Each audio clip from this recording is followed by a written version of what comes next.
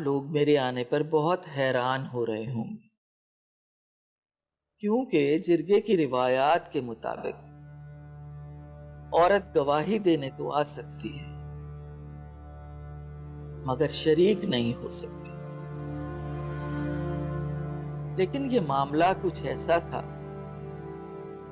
कि इसमें अपनी शिरकत को बहुत जरूरी समझकर मैं आई। आप लोग मेरी राय को गवाही के तौर पर कबूल करें, क्योंकि ये मामला एक नहीं, दो लड़कियों का है। अभी तो ये तय भी नहीं हुआ बीबी जान कि मसला क्या है। हम तो मलिक साहब के कहने पे यहाँ सब जमा हुए हैं। अभी एक दोस्त ने मैं बात की थी कि सच्चा कौन है झूठा कौन। मैंने भी आज आप लोगों को यहाँ इसी बात के लिए जहमत दी है कि आप लोगों के सामने सारी सच्चाई खोल के रख दूं।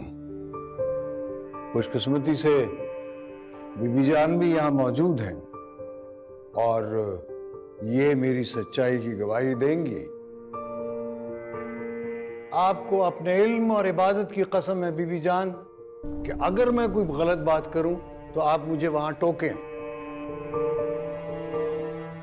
आप लोगों में से कोई बाहर का आदमी नहीं है। हम सब तकरीबन एक ही कबीले के लोग हैं, एक ही घराने के हैं। हमारी इज्जत, हमारी बेइज्जती, हमारे दुख सुख, हमारी हया, हमारी गैरत सब सांझे हैं।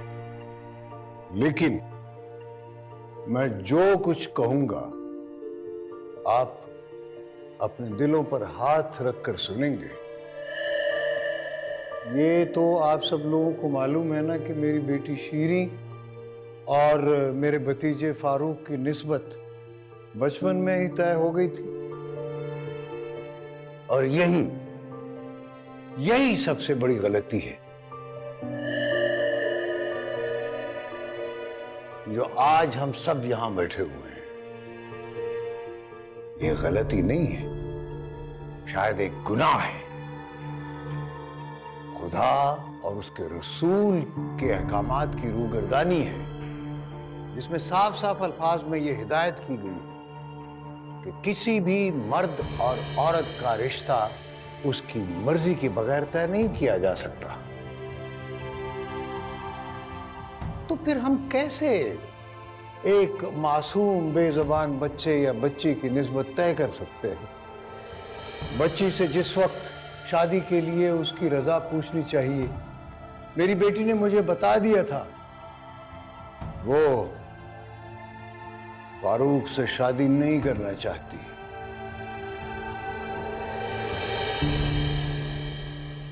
लेकिन मैंने भी अपनी झूठी इज्जत और अना की खातिर अल्लाह और रसूल के अहकामात को पसे पुष्ट डाल दिया और अपनी झूठी अना की पगड़ी बांध ली। और मैंने जोर जबरदस्ती से फारूक